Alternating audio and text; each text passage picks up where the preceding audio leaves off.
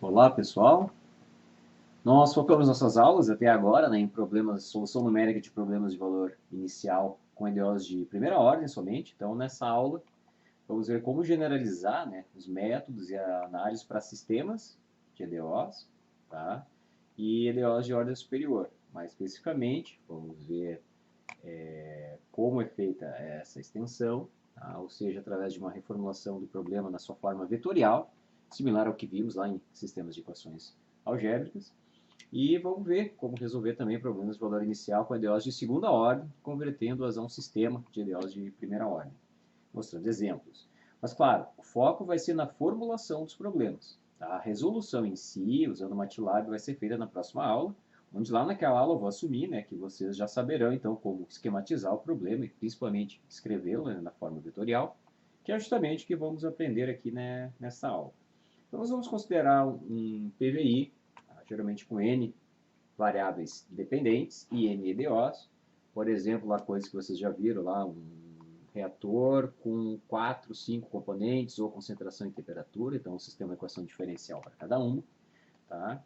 Notem que o primeiro passo é escrever todas as equações naquela forma padrão que a gente usou nas aulas anteriores, ó, derivada igual a alguma coisa, que nós vamos chamar de f. A diferença é que essas f's, agora, além de envolver o tempo e a variável, né, que é a variável dependente, pode envolver outras variáveis dependentes atreladas a outras equações diferenciais. A lógica vai ser bem simples. Basta escrever o problema de uma forma vetorial, tá, equivalente, né, à forma lá com uma variável, da mesma forma como a gente fez no estudo de equações de sistemas de equações algébricas na aula 11. Tá? Essa forma aqui, ó, dy dt igual a f, é análogo à forma das EDOs de uma variável que a gente estudou nas aulas anteriores. Então a ideia vai ser a mesma lá na aula 11. Nós criamos um vetor, vamos chamar de vetor y, tá? Contendo as funções a serem determinadas, ó, y1, y2 até yn. Tá? Vamos chamar de vetor y e um vetor f. Então não vai ser mais uma função, mas vai ser um vetor de funções, tá? Onde cada linha corresponde a uma das f's aqui do meu sistema de equações. Tá? Naturalmente, as condições iniciais vão ser incorporadas também no vetor com a mesma estrutura de y, ou seja, o valor de y1 no tempo zero, y2 e assim por diante. Tá? Vamos ver aqui um exemplinho de conversão de sistemas nessa forma vetorial. Tá? A gente vai, inclusive, resolver na próxima aula. Então, nós temos aqui ó, reações consecutivas. Tá? A forma do B que forma C, tá? Um problema clássico aí em cinética. Então, nós temos as três condições iniciais. Então, basicamente, o que a gente vai fazer é escrever esse problema nessa forma. Por quê? A gente vai ver que no MATLAB basta definir, né, vetores uma função que retorne um vetor de funções f a partir de um vetor de variáveis y. Tá? Então, isso aqui é fundamental lá para a gente resolver sistemas do MATLAB. Então, naturalmente, o y vai contemplar as três variáveis, a CA, CB e CC, y de t. Muitas vezes a gente não vai colocar explicitamente o t, a gente sabe que está falando de equações diferenciais, então a gente sabe que CA, CB e CC são funções de t, então a gente acaba só simplificando, né, nessa forma para ficar mais enxuto. Então estamos dizendo aqui da mesma coisa, são todas funções. Tá? Naturalmente a função f, ela vai ter, então, cada linha corresponde a uma das equações, tá? Onde CA aqui vai ser o elemento 1 da y, CB o elemento 2, tá? E não aparece o CC explicitamente, mas seria o elemento 3. Tá? Importante que se mantenha a sequência, ou seja, se eu tenho CA aqui, eu tenho que colocar a função do DCA dt, do CB o DCB dt e assim por diante, não trocar as linhas. E o vetor de condições iniciais, tá? É basicamente colocar nessa ordem aqui o valor da condição inicial de cada variável. Então, uma vez que o sistema é escrito dessa forma, deve-se desenvolver, tá, métodos que tratam o problema de valor inicial na forma vetorial. A extensão para a maioria dos métodos apresentados ela é trivial, onde basta substituir nas equações iterativas a solução no ponto i pelo vetor de soluções do ponto i e o cálculo da inclinação pelo vetor f, ó, como nesse exemplo. Ó. Essa equação que vocês já viram lá nas aulas anteriores sobre o método de ordem implícito. Basicamente, a gente troca o y pelo vetor y e o f pelo vetor f. A mesma coisa para o método de Runge-Kutta de quarta ordem. Tá? Nós temos aqui a mesma equação, onde no lugar do y a gente coloca o vetor y, e agora as inclinações intermediárias, aquelas as k, tá? São também vetoriais, calculadas a partir da função do vetor f avaliado em diferentes pontos. Anote que esses métodos se reduzem naturalmente ao método original quando nós só temos uma variável. Então, Por que isso importa? Porque tudo que a gente discutiu nas aulas anteriores sobre as características dos métodos, quanto à sua precisão, a sua ordem de aproximação, a sua estabilidade, se ele é implícito, explícito, etc., tá? Vai se estender naturalmente quando a gente aplicar sistemas. Tá?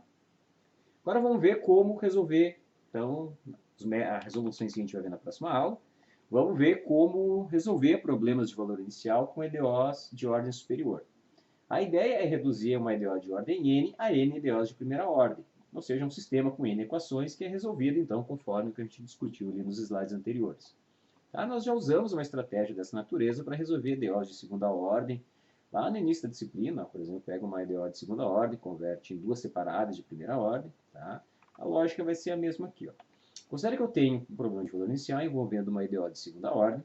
Eu escrevo ela desse tipo, ó, derivada segunda igual uma f, que vai ser naturalmente de t de y, e possivelmente da derivada primeira. Tá? As condições iniciais vão ser essas. É um problema de valor inicial, temos duas condições no tempo zero, nós temos que conhecer o valor da função, que vou chamar de y0, e o valor da derivada, nesse ponto inicial, que vamos chamar de y'0. Então, como que a gente fez lá na primeira área? Não sei se vocês lembram, mas a gente criou uma variável auxiliar, tá? Lá acho que a gente chamou de z, aqui não chamo de u, tá?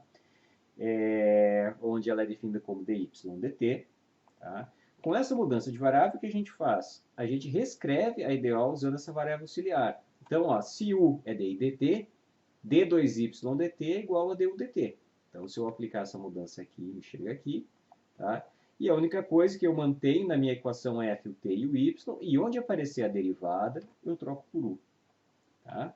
Então, em outras palavras, a EDO de segunda ordem, tá? Ela é equivalente a um sistema de duas EDOs. Por que duas EDOs? Ó, uma, em primeiro lugar, nós vamos ter duas variáveis nesse sistema, a própria y e a variável auxiliar u. Uma das EDOs é a própria mudança de variável, a dy dt igual a u, ou seja, se isso for uma equação diferencial para y, u faz o papel da função, né, da f genérica aquela. Tá? Então, a própria variável auxiliar de definição é uma equação diferencial para resolver para y em função de t, conhecido u naquele instante. Só que daí du dt é igual a f de t e u, ou seja, essa equação aqui original com a mudança de variável aplicada. As condições iniciais são naturalmente definidas, ó, y de t0 é y0. Só que agora, como u é a derivada, ó, a derivada avaliada em zero corresponde a u avaliada em zero, no tempo zero, né, igual a y'. Tá? E mudanças de variáveis análogas podem ser aplicadas para tratar EDOs de mais alta ordem. Então vamos ver, talvez olhando um exemplo prático fica mais fácil, mas a ideia é a seguinte, é converter uma EDO de segunda ordem num sistema de duas EDOs, que sempre vai ter essa carga, sempre. Tá? Basta fazer a mudança de variável nessa função f. Então vamos lá. Vamos ver um exemplo, tá? Que a gente vai resolver na próxima aula usando o MATLAB, é o chamado oscilador de Van der Pol. É um problema tradicional em análise numérica, é um oscilador não linear, diferente do que a gente estudou lá na primeira área, tem esse termo aqui, ó, o menos y² vezes dy dt. Tá? Mi aqui é uma constante, tá? E como a gente vai ver na próxima aula, o valor dessa constante em si vai ter um efeito marcante nas características da solução e no tipo de método numérico a ser empregado. Então, esse é um problema bem interessante de trabalhar na próxima aula. Então lá a gente já vai usar a formulação pronta. Vamos ver como fazer aqui. Ó. Então, basta a gente definir uma variável auxiliar u, que vai ser dy dt, sempre a mesma forma, e substituímos na EDO. Ou seja, no lugar da derivada segunda, t2y dt2, ó, seria equivalente a du dt. Então, no lugar da derivada segunda, fica uma derivada primeira. Tudo que tiver y e t se repete. Tá? A única coisa que muda é toda vez que aparecer a derivada, a gente troca por u. Então, esse dy dt aqui a gente trocou por u. Tá? Então, o nosso sistema resultante vai ter essa forma. Ó. A primeira equação vai ser naturalmente a mudança de variável, essa não se altera. Tá? E a segunda equação vai ser a equação diferencial de segunda ordem com a mudança de variável aplicada. Só que daí a gente isola, né, a derivada du dt, nesse caso fica dessa forma. Tá? Então, nós temos a segunda equação. Então, para resolver esse sistema, basta então escrever agora na forma vetorial, tá? Tal que nós temos aqui um vetor, vamos chamar de x, tá? Onde x, por sua vez, são então nessa ordem y e u, vai ser as duas variáveis dependentes a serem resolvidas, e o meu vetor f vai ser as duas funções correspondentes, no caso do y é simplesmente u, e no caso da derivada de u dt, a função seria essa aqui. Tá? E as condições iniciais, naturalmente, também. Se eu tenho y e u, o vetor de condição inicial é y0, 0. Tá? Então, isso encerra essa aula, tá? Mais curta, e na próxima nós vamos falar, então, como usar essa formulação vetorial, tá? No MATLAB para resolver numericamente esses problemas. Obrigado pela atenção, até a próxima aula.